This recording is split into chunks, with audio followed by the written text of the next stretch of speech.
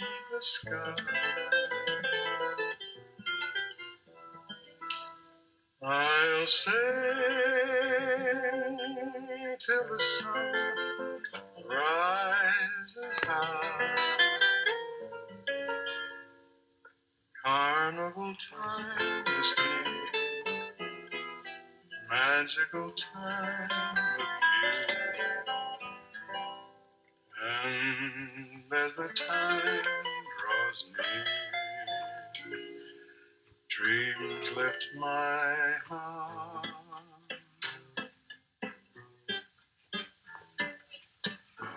I'll sing as I play my guitar. I'll cling to the dream from afar. Will love come my way this carnival day and stay here in my heart? Will true love come my way on the carnival day, or will I be alone in my dream?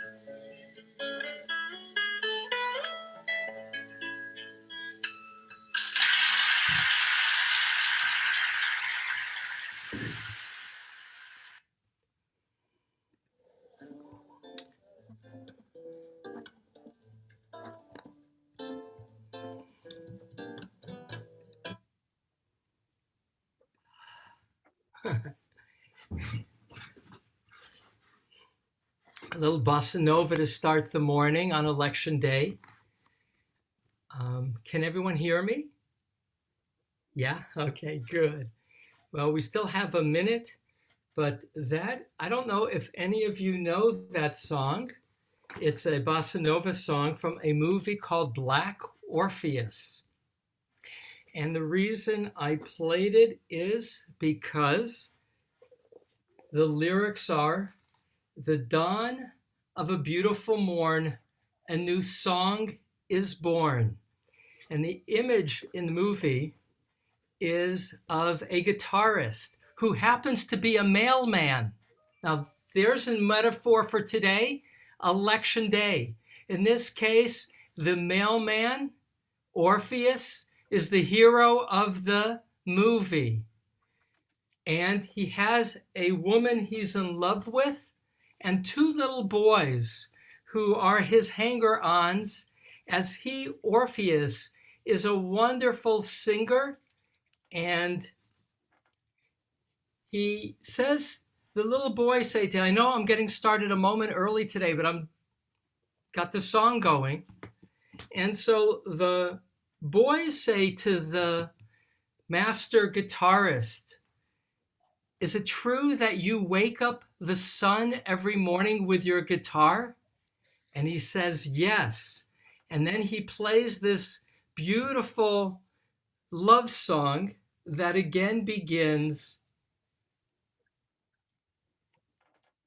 "The dawn of a beautiful morn, a new song is born." And then it continues, "It sings of your eyes, of your laughter," and concludes, "At the dawning of a new love." And so on election day, our psalm today, I picked up the wrong psalm. I got too many psalms here before me. One moment. I got it. The psalm today, Psalm 57, is an election day song. Now, we have different politics, I assume, in any group. And so this is not meant to be a political statement. And at the same time, no matter where you are on the political spectrum, we can all hope that with elections begins a new dawn. And in some cases, this psalm may ring even more true in terms of a psalm for today.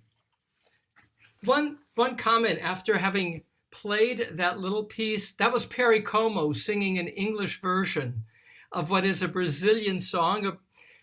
That's the movie Black Orpheus that came out in 1959 and 1959, and introduced samba, introduced Brazil to America. I just watched it this morning to prepare for this class today because I read Rabbi Richard Levy shared that in Black Orpheus is that image of singing to the sun to rise, which is also an image from our psalm this morning, which I entitled, Let Me Awaken the Dawn.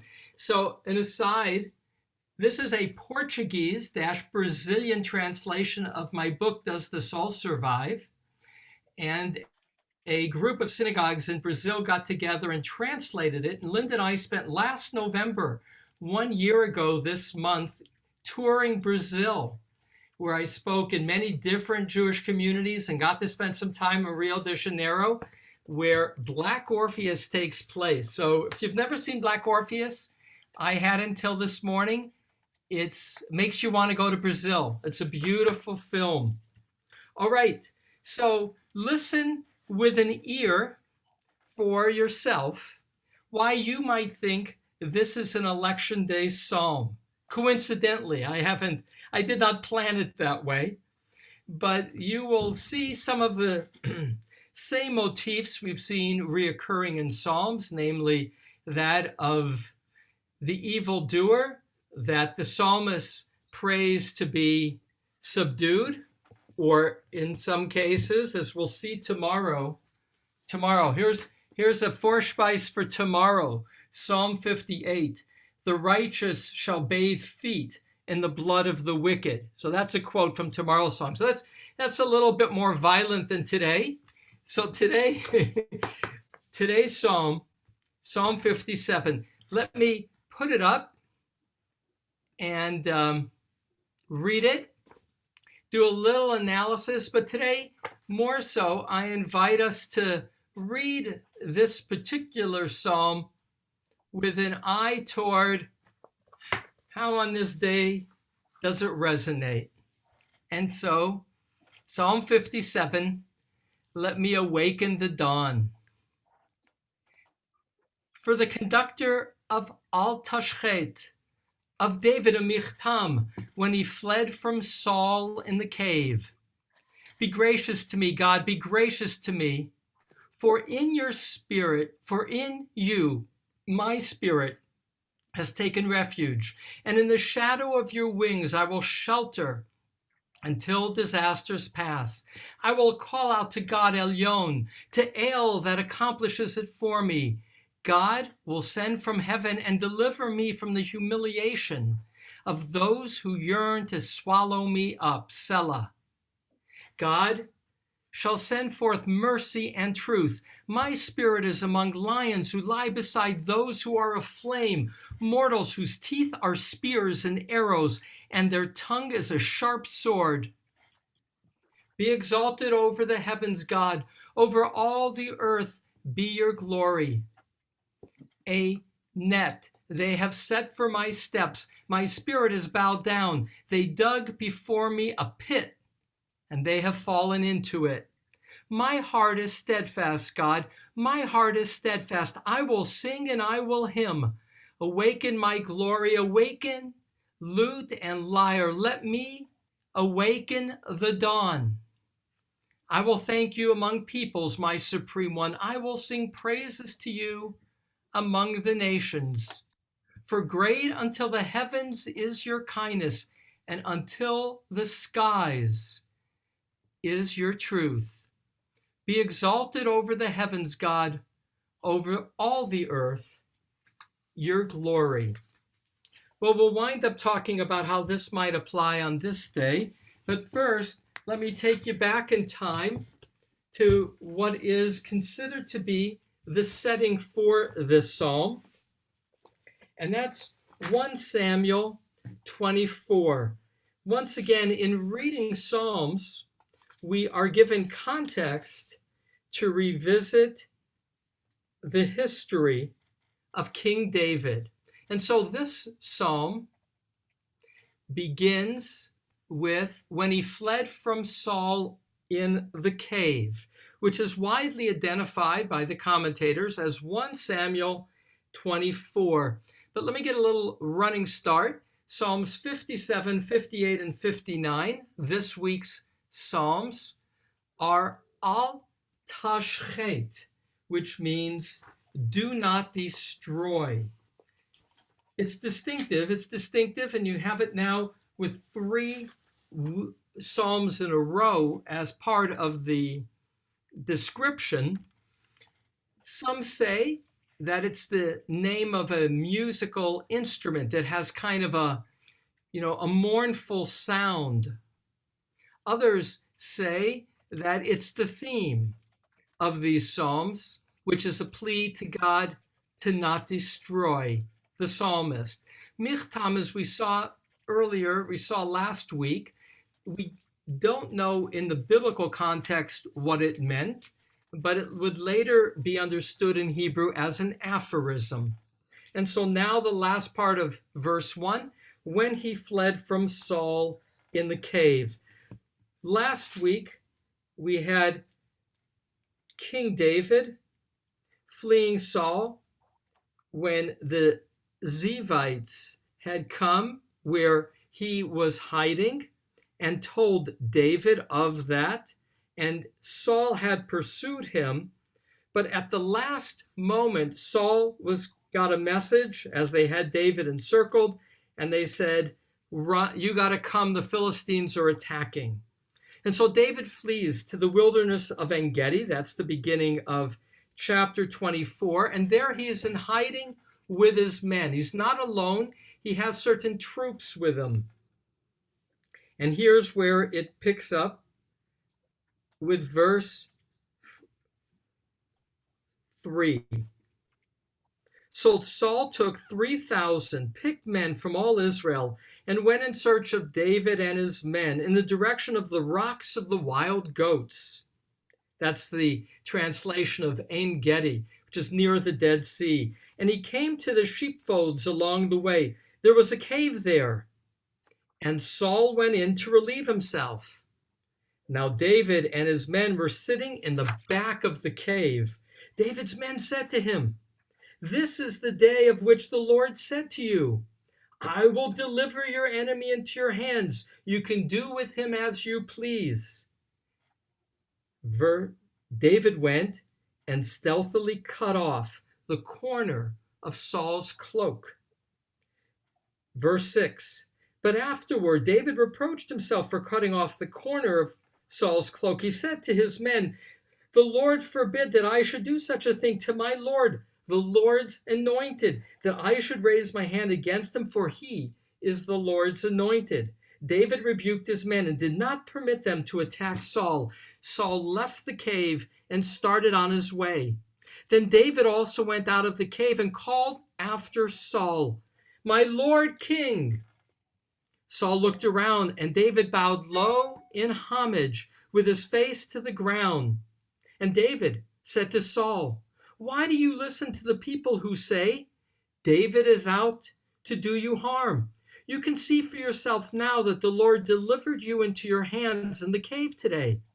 And though I was urged to kill you, I showed you pity. For I said, I will not raise a hand against my Lord, since he is the Lord's anointed. Please, sir, take a close look at the corner of your cloak in my hand.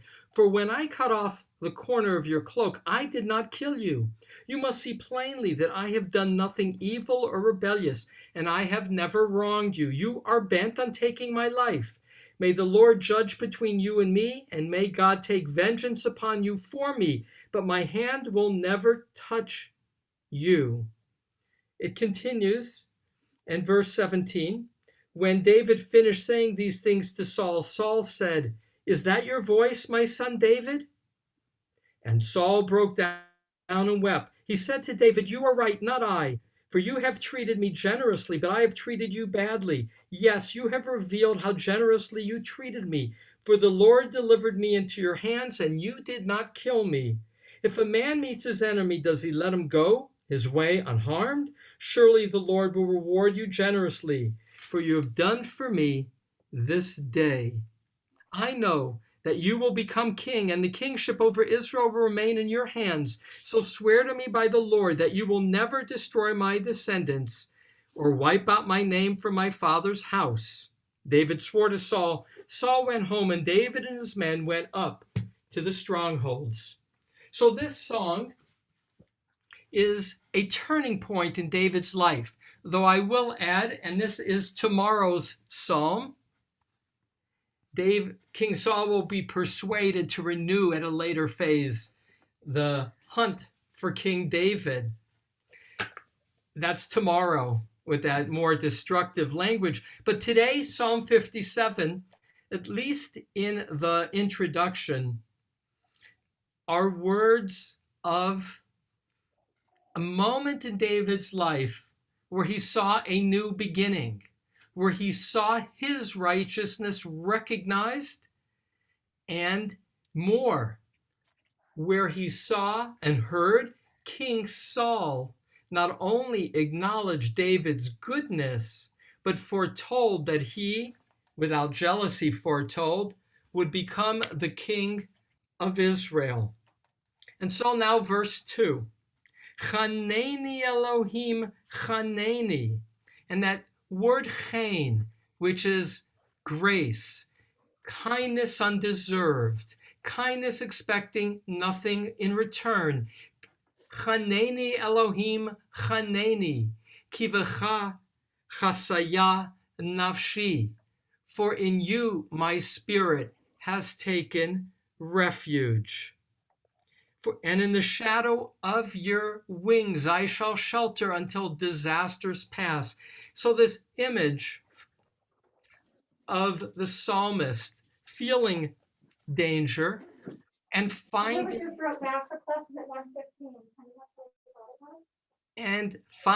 comfort. One second, we have somebody's on. All right, I'll go back. And we find if somebody is on, just double check to mute yourself. So here, the psalmist is feeling endangered and yet hopeful, more than hopeful, trusting in safety of God's wings. And you have the image with wings of being nestled, of being brought close to the heartbeat, to the warmth, to the enduring presence of God. In the shadow, uvetzel kenafecha echseh, in the shadow of your wings I shelter until disasters pass. And now two different, more, if you will, ancient names for God. I will call out to God Elyon, often translated as Most High, to El that accomplishes it for me. El is the generic name for God in Canaan. So we find it in Canaanite inscriptions as well. And there's a quality, these aren't the names for God often used in Scripture, but they are there. But there's something primal about them, precisely because they are of the larger world of the biblical period. I will call out to God Elyon, to El that accomplishes it for me. There's something foundational. God will send from heaven and deliver me from the humiliation of those who yearn to swallow me up. Selah. And again, with Selah, that's the first part of the psalm. Mind you, even the numbering of the psalms comes much later. They weren't written by the psalmist with the verses broken up. That's a later emendation, a later part of the compilation. And so God shall send forth mercy and truth.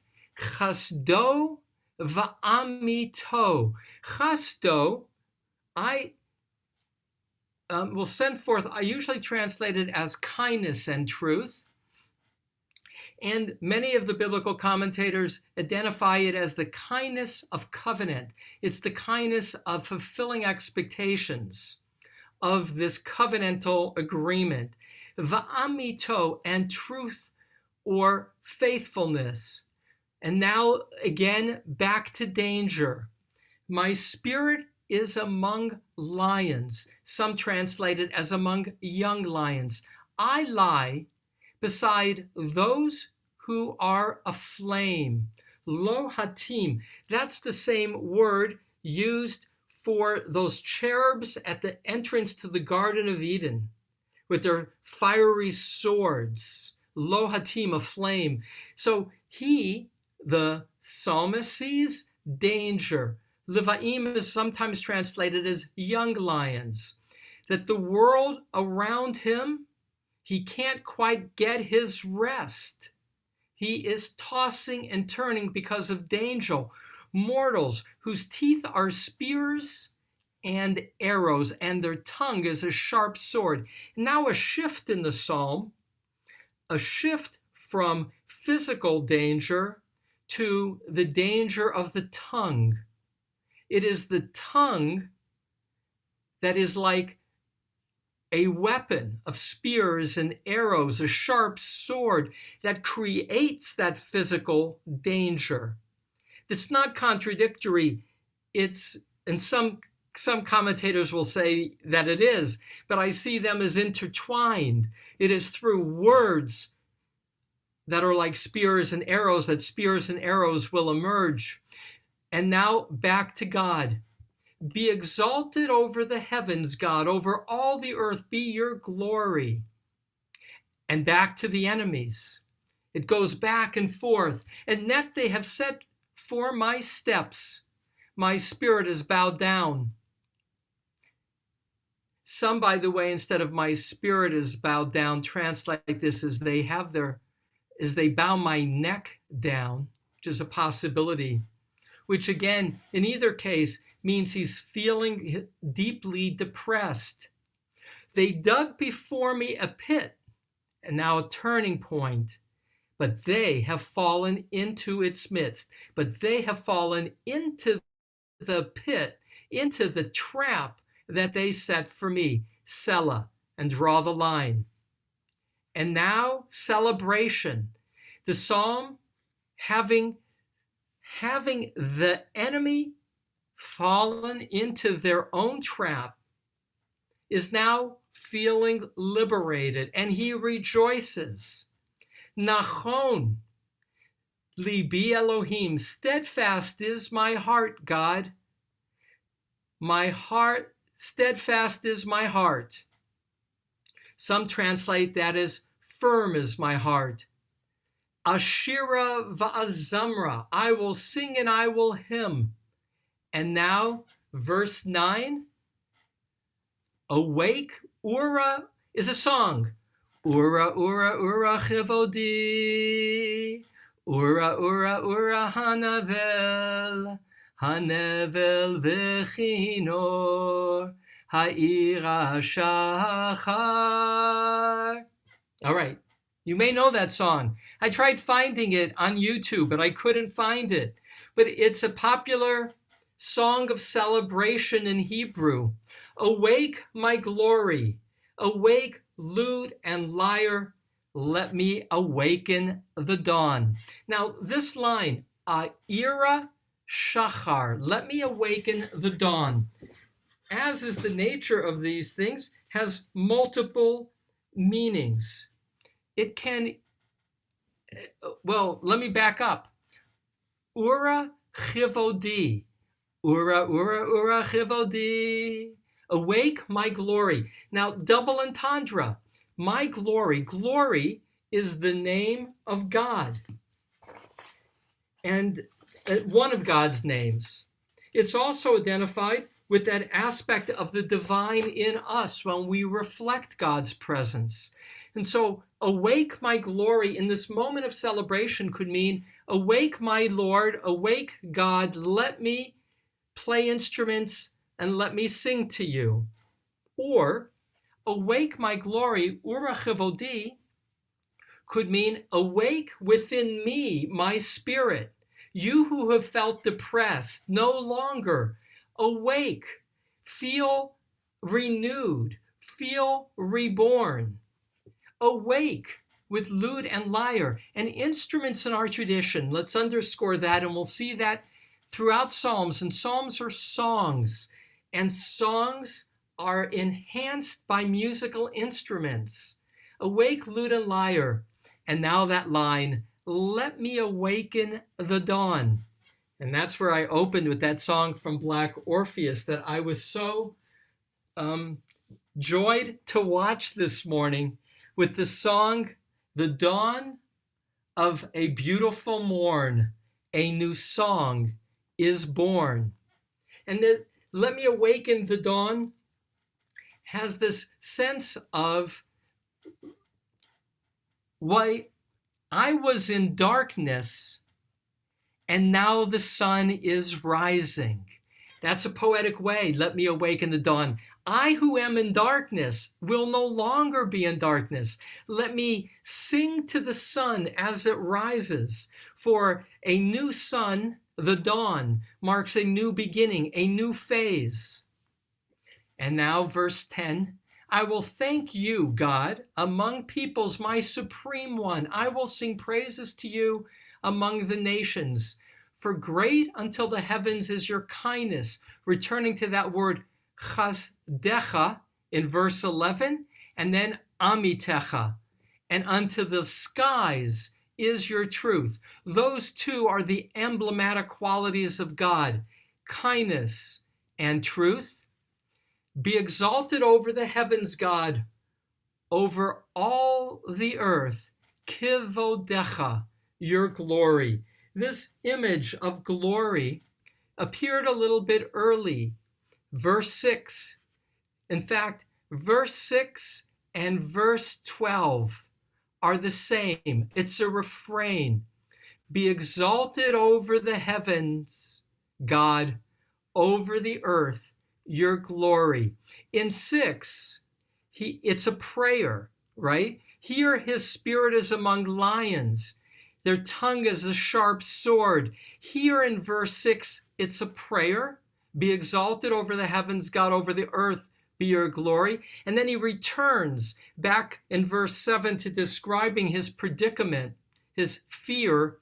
But now in verse 12, the same line is been transformed from prayer to exaltation. Same words, different context. For the enemy is no more.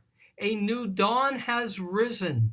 And now, Ruma al Shemayim Elohim, I'll call haaretz kivodecha. Be exalted over the heavens, God, over all the earth, your glory. And once again, your glory, that's the Kimoti, verse 6 and 12, but also 9. Verse 9, when he begins his song of celebration, awake my glory. All right, I could feel this psalm resonating for me. I now pause. There's, of course, more commentaries to share, but I want to hear what you have to share on Election Day. How to, again, fine line, but any reactions to this as the psalm of the day, Psalm 57, or questions about the flow of the psalm?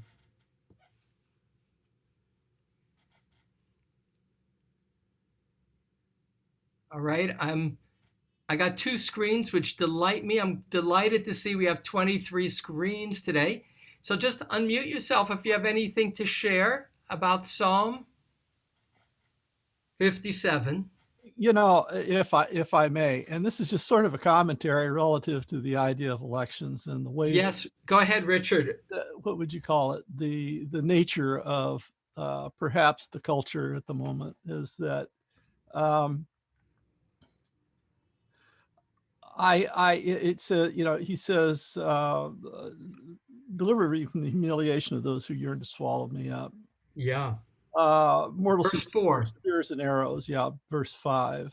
Yeah. And I have to say that makes me sad Yeah. to be within a context that there are, potentially there are those who would look to me in that way, of my own people.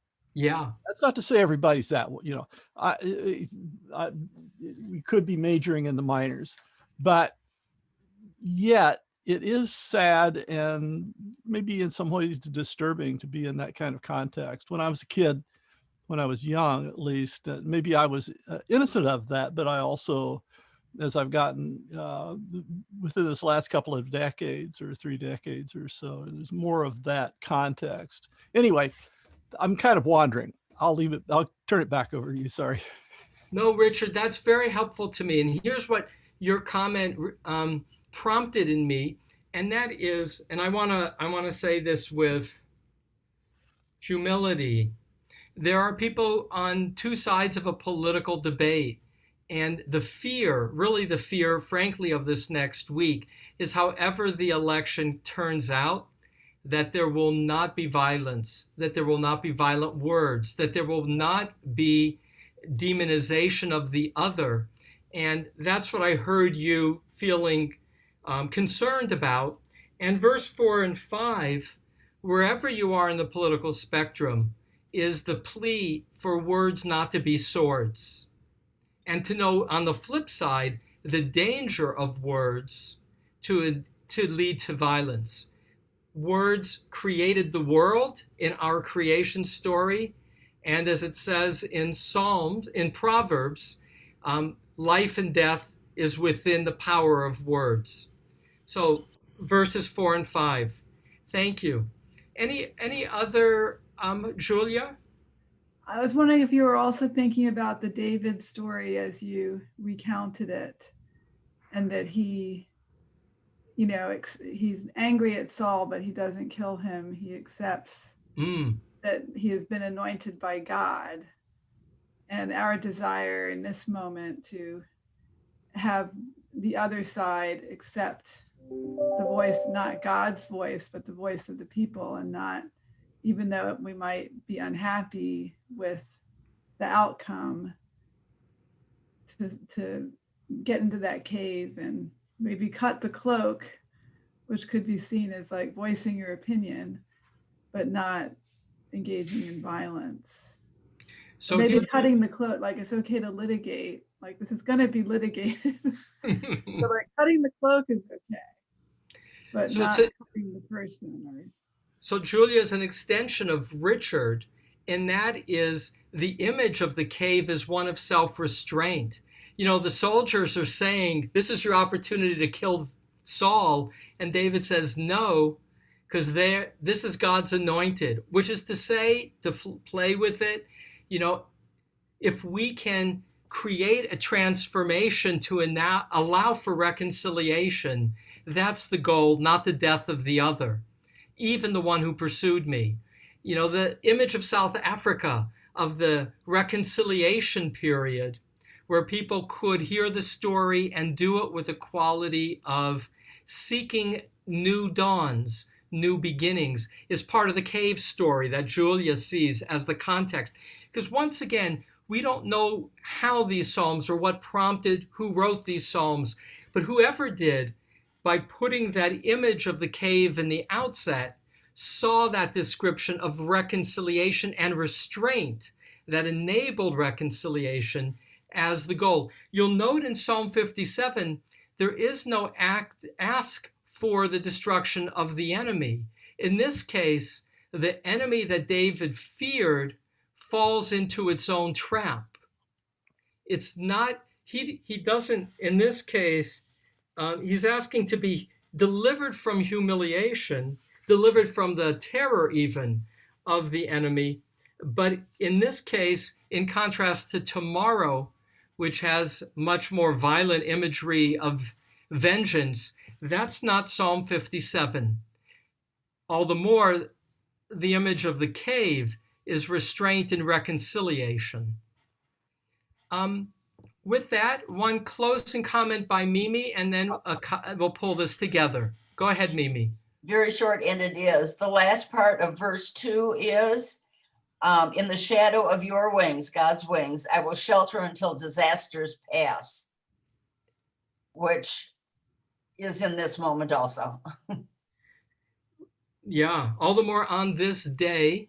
It's a day of watching and trusting, ultimately having no choice but to trust. A day which many of us on different sides of the political spectrum, all Americans, have reason to look forward and say 2020 has been awful. There has been a surreal number of problems. May looking forward post-election, may there indeed be the rising of a new dawn. And so with that, let me invite those who would wish to say Kaddish to honor the memories of loved ones to join together. Thank you. Yitkadal v'yitkadash shemei Rabbah. Amen. Bi'alma divra kirutei v'yamlich malchutei v'chayechon u'vyomechon u'chayei d'chol Beit Yisrael ba'agala u'vizman kari v'imru Amen. Yehei shmei Rabba mevarach le'olam u'le'olam Yitbarach v'yishtabach v'yitpa'ar v'yitromam v'yitnaseh v'yitadar v'yitaleh v'yitalal shemei v'kudsha v'ru le'ela min kol birchata v'shirata tushbechata v'nechemata damiran bi'alma v'imru Amen. Yehei Shama Rabba min Shemaya v'chayim aleinu v'al kol Yisrael v'imru Amen. Osei shalom b'mromav hu ya'aseh shalom aleinu v'al kol Yisrael v'kol yoshvei tevel v'imru Amen. And let me see one moment. One second. If I can. If you manage a team, no. You have to try Monday.com. Monday.com is a platform. I wanted to close with the song results. from Black Orpheus. We use it for all our projects. One second. But all right. Is that up on the screen? No, it's not. All right. So just 2 words. Louis, you were just magnificent. I don't speak Brazilian, but see if you can understand me.